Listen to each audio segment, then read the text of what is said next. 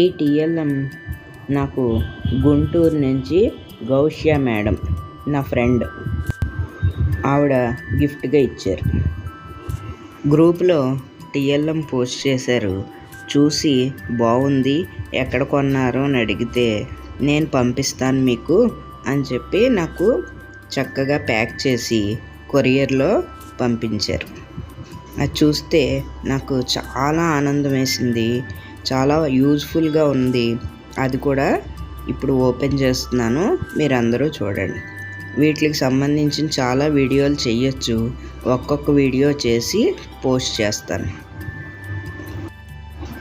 చూసారా ఎంత బాగుందో కదా. Thank you very much Gaushya madam.